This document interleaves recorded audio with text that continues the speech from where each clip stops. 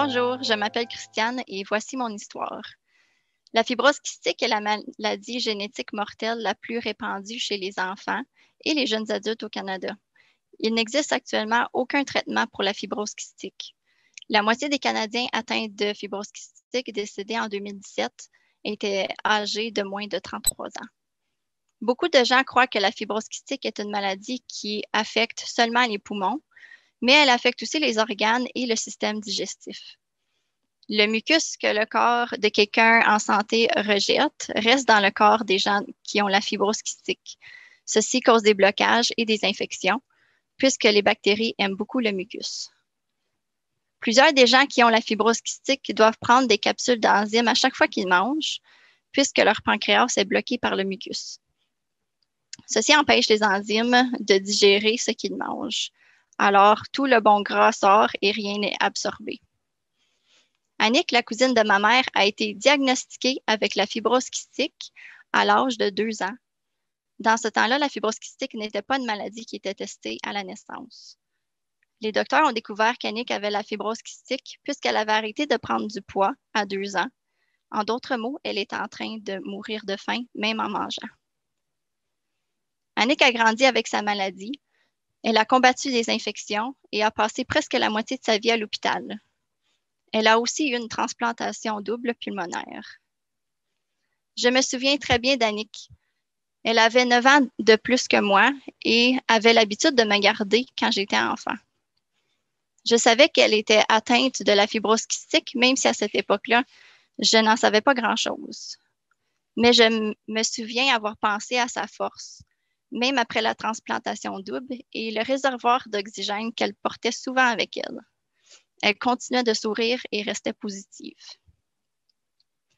Quand j'étais enfant, j'ai même fait des discours à propos d'elle, la félicitant pour son attitude positive face à la vie, même après sa maladie. Elle était une personne incroyable. Tragiquement, Annick est décédée à 26 ans. J'avais 17 ans dans ce temps-là et j'ai été à l'hôpital avec ma famille pour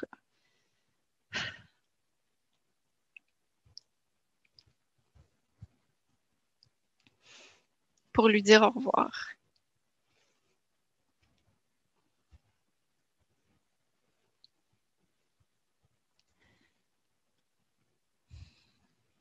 J'ai vu la peine de sa mère au chevet de sa fille mourante.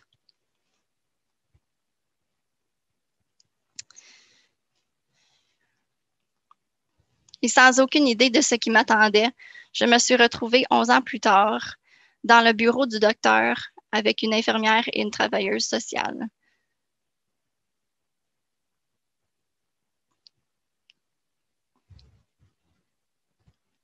Je tenais un petit bébé garçon de 1 mois dans mes bras et je le regardais.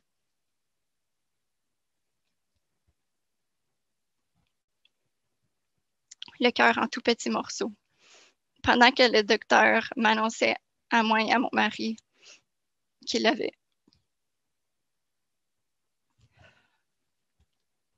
Pendant que le docteur m'annonçait à moi et à mon mari qu'il avait lui aussi la fibrose kystique.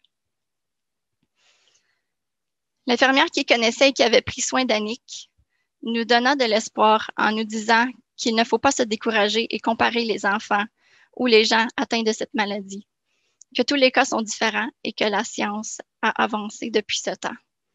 Lorsqu'Annick était vivante, l'espérance de vie des gens qui ont la fibrose kystique était à la mi-vingtaine. Aujourd'hui, l'espérance de vie est maintenant à 50 ans. Tout ceci dû à la médecine et à son évolution. Antoine est un petit garçon qui a maintenant 8 ans. Il est plein d'énergie et de joie de vivre. Il est tellement énergétique qu'à la maternelle, les professeurs ont dû lui faire un cahier de comportement pour essayer de le calmer un peu. Quand les docteurs me demandent est-ce qu'Antoine est capable de jouer avec ses amis à l'école, je suis toujours très fière de dire que c'est ses amis qui ont de la difficulté à le suivre. Antoine est suivi à CHEO par un docteur, une physiothérapeute, une diététicienne et plusieurs autres pour s'assurer qu'il grandit bien. Antoine a combattu des infections avec des médicaments oraux et aussi des médicaments vaporisés qui sont administrés avec un masque pendant 30 minutes, 2 fois par jour. Et il prend des vitamines à chaque jour qui sont vraiment boostées. Il prend 20 capsules d'enzymes pour aider sa digestion. Alors, à chaque fois qu'il mange, il doit prendre ses enzymes pour qu'il digère bien sa nourriture. Il fait 30 minutes de physio à chaque jour et ceci consiste à moi ou papa de taper sur son ventre et sur son dos pour dégager le mucus s'il y en a. Il fait tout ceci comme un champion. Ce n'est pas tous les jours qu'il veut rester sur le sofa sans bouger pendant 30 minutes, mais on met un bon film de Pokémon et le tour est joué. Antoine grandit bien. Nous avons les doigts croisés que ça continue ainsi et que la médecine continue à évoluer pour qu'on trouve un remède pour cette maladie. C'est ça que vos dons font. C'est pour ça que c'est important de donner. Pour donner une chance à ceux qui en ont besoin, une chance de grandir et de vivre leur vie heureux et en santé. Mon rêve est que mon fils et tous ceux comme eux peuvent avoir une belle et longue vie. Mon rêve est que les lettres CF pour Cystic Fibrosis deviennent un jour CureFound. Merci à Fibrose Kystique Canada, partenaire santé, et à vous pour votre contribution à la création d'un Canada plus sain. Merci.